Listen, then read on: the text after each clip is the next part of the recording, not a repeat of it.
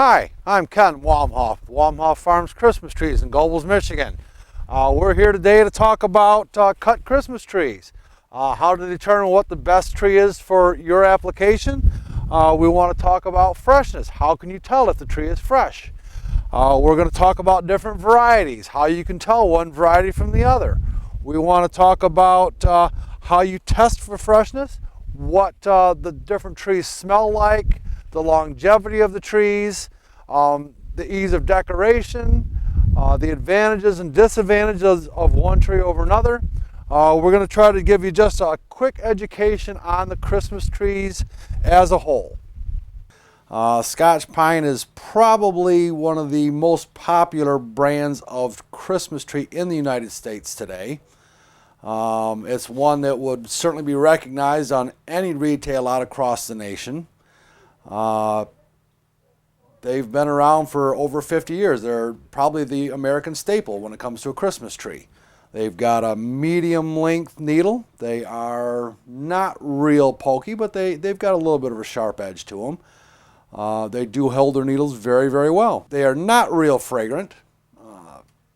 It is a pine, so it's got that pine smell, but it's not a real fragrant tree. Some of the disadvantages to them are they're usually a pretty tightly trimmed tree, so there's not a lot of room in there for ornaments. White pine, very soft, very long needles. Also very popular across the United States. It's one that's been around for many, many years. Especially the southern states, it's a very, very popular tree. They have a long, soft needle. They do hold their needles very, very well. Some of the disadvantages to a white pine are that they've got very limp branches, so they will not handle the heavy ornaments. They're better suited for, say, popcorn strands or bows, that type of thing. But they are a beautiful tree and they do hold their needles very well. The next tree we're going to talk about is a Douglas fir, also widely known across the United States. Probably one of the most popular varieties. It's grown in many, many states, so it is very well known. It's got very soft needles. They're kind of a medium to short needle length on the needles. They have a citrusy smell to them, so they smell kind of like an orange grove. That's kind of a neat feature to them. They hold their needles very well. They've got kind of a medium strength to the branches. They'll handle your medium-sized ornaments and that type of thing. Fraser fir is probably the most popular cut Christmas tree in the United States today. They are very fragrant, very citrusy smelling again, similar to that of the Douglas fir. Smells like you're walking into an orange grove. They have beautiful needles, very dark green on the top of the needle, light blue on the bottom. They do have very stiff branching. They tend to be more of a layered tree, so they will handle the larger ornaments. They'll handle the heavier ornaments.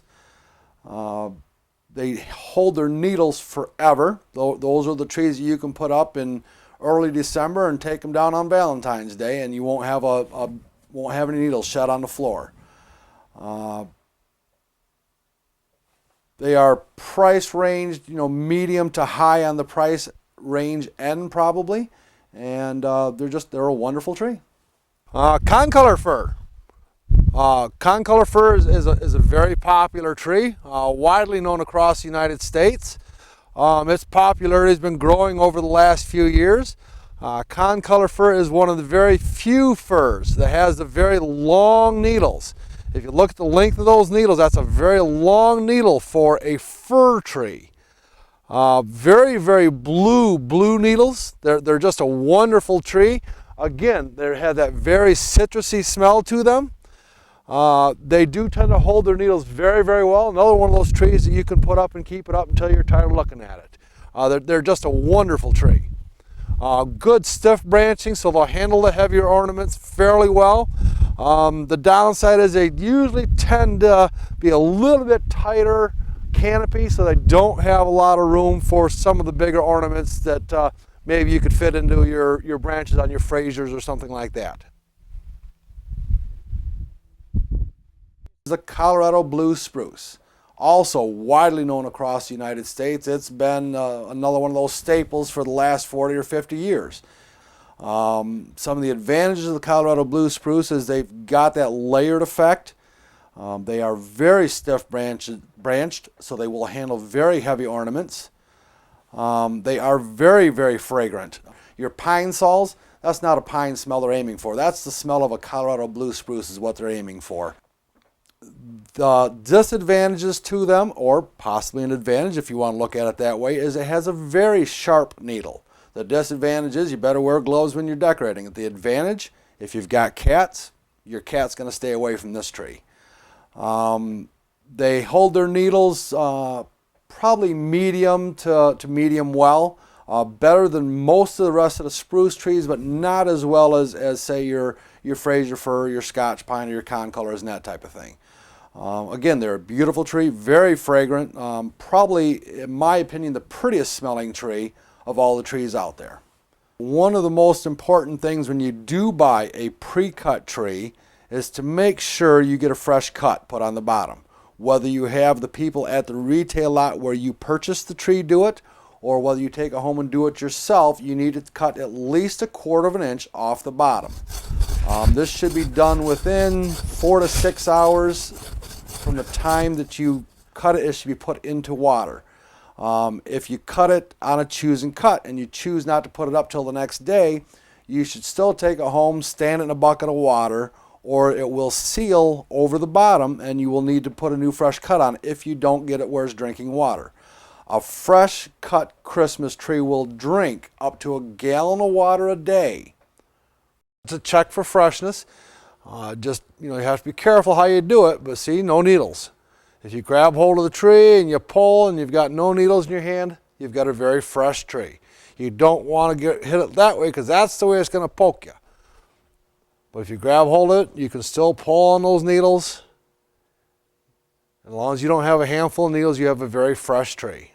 How do you determine whether or not the tree will fit in your house? What I can tell you from years of experience is they always grow when you get them in the house. They're not actually growing, but they are much, much larger when you get them into your living room than what they looked like when you were looking at them on a retail lot, because Dad would still like to be able to use his easy chair after the tree is put up. Okay, you do this just to clean the debris out of it. Gets the loose needles, bird nests, squirrels, whatever happens to be inside that tree.